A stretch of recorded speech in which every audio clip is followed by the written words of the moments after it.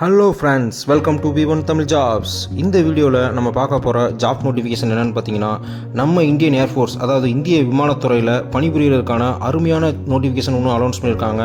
அதுக்கான ஃபுல் நோட்டிஃபிகேஷனை தான் இந்த வீடியோவில் பார்க்க போகிறோம்.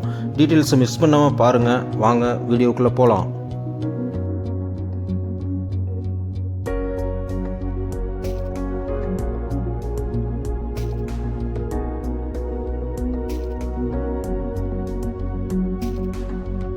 இந்திய விமானப்படையில் சூப்பர் வேலைவாய்ப்பு ஒன்று அனௌன்ஸ் பண்ணியிருக்காங்க. கிட்டத்தட்ட 304 பணியிடங்களை அனௌன்ஸ் பண்ணியிருக்காங்க.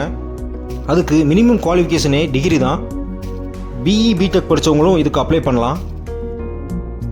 இந்திய விமானத்துறையில் பணிபுரியணும்னா அதுக்கு அவங்க வைக்கிற ஒரு பொது நுழைவுத் தேர்வான ஆஃப்காட் அப்படின்ற என்ட்ரன்ஸ் எக்ஸாமை நம்ம கிளியர் பண்ணணும். அந்த எக்ஸாமை கிளியர் பண்ணால் தான் பாஸ் பண்ணி நம்ம உள்ளே செலக்ட் ஆக முடியும்.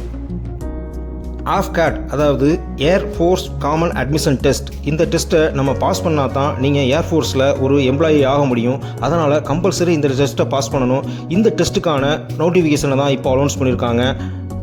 வருடத்துக்கு 2 தடவை தான் இந்த டெஸ்ட் அனௌன்ஸ் பண்ணுவாங்க. இது 2வது கட்ட தேர்வு. முதல் கட்ட தேர்வு ஏற்கனவே முடிஞ்சிருச்சு. இந்த டெஸ்ட் பார்த்தீங்கன்னா ஆண் பெண் இருபாலருக்குமே அப்ளை பண்ணலாம். இந்த என்ட்ரன்ஸ் எக்ஸாமில் பாஸ் பண்ணுறவங்களுக்கு 3 போஸ்டிங் அனௌன்ஸ் பண்ணியிருக்காங்க. அதாவது ஃபஸ்ட்டு ஒன்று ஃப்ளையிங்கு, செகண்ட் ஒன்று கிரவுண்ட் டியூட்டி டெக்னிக்கல், தேர்ட் ஒன்று கிரவுண்ட் டியூட்டி நான் டெக்னிக்கல். அதில் ஃப்ளையிங்க்கு பார்த்தீங்கன்னா கிட்டத்தட்ட 29 டோட்டல் வேக்கன்சி கொடுத்துருக்காங்க. அதில் ஆண்களுக்கு 18 பெண்களுக்கு 11 பிரிச்சிருக்காங்க. செகண்ட் ஒன் பார்த்தீங்கன்னா கிரவுண்ட் டியூட்டி டெக்னிக்கல். இதுக்கு மொத்தம் 156 பணியிடங்கள் அலௌன்ஸ் பண்ணியிருக்காங்க. அதில் ஆண்களுக்கு 124 பெண்களுக்கு 32 அலௌன்ஸ் பண்ணியிருக்காங்க. அடுத்து தேர்ட் ஒன் பார்த்தீங்கன்னா கிரவுண்ட் டியூட்டி நான் டெக்னிக்கல். இதுக்கு டோட்டல் வேக்கன்சி 119. இதில் ஆண்களுக்கு 95 பெண்களுக்கு 24 அலௌன்ஸ் பண்ணியிருக்காங்க. இதில் ஏஜ் லிமிட்டும் தெளிவாக கொடுத்துருக்காங்க. அதாவது ஃப்ளையிங்க்கு 20 முதல் 24 வயது வரையும் இருக்கணும்னு சொல்லியிருக்காங்க.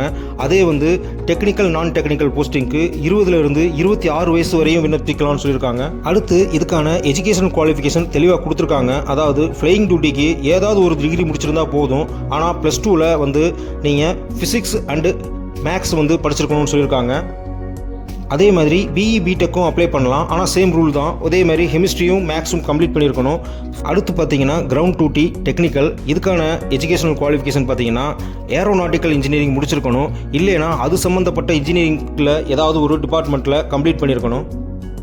இந்த போஸ்டிங்கான சேலரி பார்த்தீங்கன்னா ரூபாய் 56,100லிருந்து 1,77,500 வரையும் கிடைக்கும். நீங்கள் எக்ஸாமில் பாஸ் பண்ணிட்டீங்கன்னா உங்களுக்கு ஸ்டார்டிங்லேயே 56,100 ரூபா உங்களுக்கு பேமெண்ட்டாக கொடுத்து ஆரம்பிச்சிருவாங்க. இது இல்லாமல் பல அலௌன்ஸும் உங்களுக்கு இருக்குது. அதாவது இன்சூரன்ஸ் மட்டுமே கிட்டத்தட்ட 1.5 crores இன்சூரன்ஸ் கொடுத்துருவாங்க. இயர்லி 60 days பக்கம் லீவு கொடுத்துருவாங்க. இந்த போஸ்டிங்கான செலெக்ஷன் ப்ராசஸ் பார்த்தீங்கன்னா ஃபஸ்ட்டு ரிட்டன் டெஸ்ட்டு, அதுக்கப்புறம் ஃபிசிக்கல் டெஸ்ட், அதுக்கு அடுத்தது மெடிக்கல் டெஸ்ட். இந்த ஜாபுக்கு அப்ளை பண்ணுற முறை பார்த்தீங்கன்னா ஒன்லி ஆன்லைனில் மட்டும்தான் அப்ளை பண்ண முடியும். அதுவும் அவங்களோட அதிகாரப்பூர்வ இணையதளத்தில் தான் போய் அப்ளை பண்ண முடியும். ஆக்சுவலாக போர்ட்டல் ஓப்பன் ஆகி 2 days 3 days பக்கம் ஆயிடுச்சு. நீங்கள் இப்போ இருந்தே அப்ளை பண்ணலாம். விண்ணப்பிக்கிறதுக்கான கடைசி தேதி பார்த்தீங்கன்னா 28/6/2024க்கு முன்னாடியே நீங்கள் அப்ளை பண்ணிடணும். லாஸ்ட் டயத்தில் அப்ளை பண்ணாதீங்க. ஏன்னா நெட்டு ரொம்ப பிஸியாக இருக்கும். அவங்களோட சர்வர் முடங்குறதுக்கு சான்ஸ் இருக்குன்னு அவங்களே சொல்லியிருக்காங்க. ஸோ அதுக்கு முன்னாடியே அப்ளை பண்ணிடுங்க. இது நம்ம இந்தியன் சிட்டிசன்ஸ்க்கு மட்டுமே கொடுக்குற ஒரு அருமையான வாய்ப்பு. அதனால் மிஸ் பண்ணிடாதீங்க. இந்த எக்ஸாமுக்கு பேர் பார்த்தீங்கன்னா ஷார்ட் சர்வீஸ் கமிஷன் அப்படின்னு சொல்லுவாங்க. அதாவது எஸ்எஸ்சி வேக்கன்சிஸ். இது எஸ்எஸ்சி வேக்கன்சிஸில் மென் உமன் 2 பேத்துக்கும் தனித்தனியாக பிரித்து கொடுத்துருக்காங்க. அதனால் நீங்கள் பாஸ் பண்ணிட்டீங்கன்னா அவங்கவுங்களுக்கு தனித்தனி போஸ்டிங் கம்பல்சரி விழுந்துடும். நீங்கள் இந்த எக்ஸாமை கிளியர் பண்ணி செலக்ட் ஆகிட்டிங்கன்னா உங்களுக்கு மினிமம் 14 years வரையும் அவங்க சர்வீஸ் கொடுத்துருவாங்க. அதுக்கப்புறம் அவங்களோட ரெக்யூர்மெண்ட்ஸை பொறுத்து உங்களுக்கு மேலும் மேலும் எக்ஸ்டென்ஷன் பண்ணிகிட்டே போயிட்டுருப்பாங்க.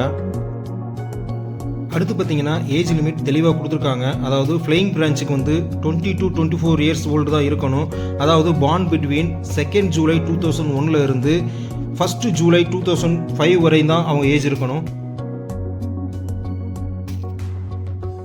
அடுத்து பார்த்தீங்கன்னா கிரவுண்ட் டியூட்டி டெக்னிக்கல் நான் டெக்னிக்கல் பிரான்ச்சஸில் இருக்கவங்களுக்கு 20 to 26 வயசு தான் இருக்கணும். அதாவது born between 2nd July 1999 to 1st July 2005 பிறந்தவங்களாக இருக்கணும். நீங்கள் ஒரு 3 டெஸ்ட்டையும் பாஸ் பண்ணிட்டீங்கன்னா அதுக்கப்புறம் உங்களுக்கான ட்ரைனிங் ஸ்டார்ட் ஆயிரும். அதாவது ட்ரைனிங் ஜூலை 2025 ஸ்டார்ட் ஆகணும் அவங்களே அனௌன்ஸ் பண்ணிட்டாங்க.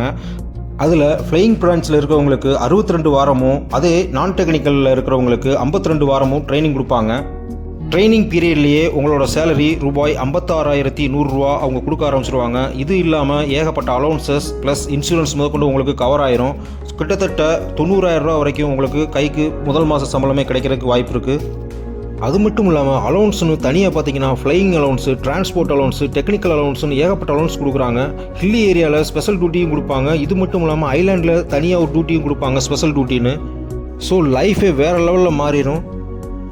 அடுத்து பார்த்தீங்கன்னா ஒரு சின்ன நோட்டே கொடுத்துருக்காங்க டேட்டூஸை பற்றியும் நார்காட்டிக்ஸ் பற்றியும். அதாவது உங்கள் பாடியில் எந்த ஒரு மூலையிலையும் நீங்கள் டேட்டோ குத்திருக்கக்கூடாது, அது அலோடு கிடையாது.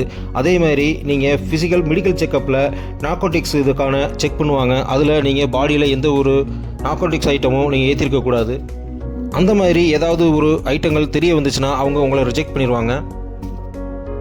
அடுத்து பார்த்தீங்கன்னா இந்த என்ட்ரன்ஸ் டெஸ்ட்டுக்கான எக்ஸாம் ஃபீஸ் அலௌன்ஸ் பண்ணியிருக்காங்க. அதாவது ரூபாய் 550 நீங்கள் கட்டுற மாதிரி இருக்கும். ப்ளஸ் ஜிஎஸ்டியும் சேர்த்து தான் கட்டணும். இது நான் ரீஃபண்டபுள்னு சொல்லியிருக்காங்க.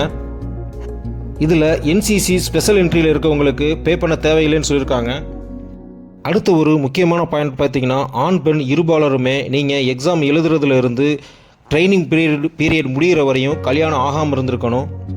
கல்யாணம் ஆனவங்களுக்கு பெர்மிட் பண்ண முடியாதுன்னு சொல்லியிருக்காங்க. அடுத்த பாயிண்ட் பார்த்தீங்கன்னா நீங்கள் உங்களுக்கு தனியாக ஒரு யூனிக்கான இமெயில் ஐடி, தனியாக யூனிக்கான ஒரு மொபைல் நம்பர் வச்சுருக்கணும்னு சொல்லியிருக்காங்க. அதாவது அவங்க உங்களோட ஃபர்தராக காண்டாக்ட் பண்ணுறது அதில் மூலயமா தான் காண்டாக்ட் பண்ணுவாங்க. அடுத்த பாயிண்ட் பார்த்தீங்கன்னா ட்ராவல் அலௌன்ஸு. அதாவது நீங்கள் முத இந்த எக்ஸாம் அட்டன் பண்ணுறீங்கன்னா ஆஸ் பர் கவர்மெண்ட் ரூல்ஸ் படி உங்களுக்கு ட்ராவல் அலௌன்ஸ் கொடுத்துருவாங்க. ஏசி 2 டயராக இருந்தாலும் சரி, 3 டயராக இருந்தாலும் சரி, அதுக்கான அலௌன்ஸை அவங்களே கொடுத்துருவாங்க. அது எந்த ஒரு டிரான்ஸ்போர்ட்டாக இருந்தாலும் அது கொடுத்துருவாங்க. ஃப்ளைட்டு கொடுக்க மாட்டாங்கன்னு நினைக்கிறேன். அடுத்து நீங்கள் இந்த போஸ்டிங்க்கு எலிஜிபிளாக இருந்தால் உடனே அப்ளை பண்ணுங்கள். சப்போஸ் உங்கள் ஃப்ரெண்ட்ஸ் எலிஜிபிளாக இருந்தால் அவங்களுக்கும் இந்த வீடியோவை ஷேர் பண்ணுங்கள், அவங்களுக்கும் யூஸ்ஃபுல்லாக இருக்கட்டும்.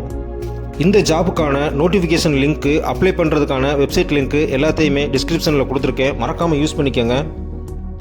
மறக்காமல் இந்த V1 தமிழ் ஜாப்ஸ் யூடியூப் சேனலை சப்ஸ்கிரைப் பண்ண மறந்துடாதீங்க, லைக் பண்ண மறந்துடாதீங்க, ஷேர் பண்ணுங்கள். உங்கள் ஆதரவு எங்களுக்கு எப்பயும் தேவை. All the best guys. Thank you.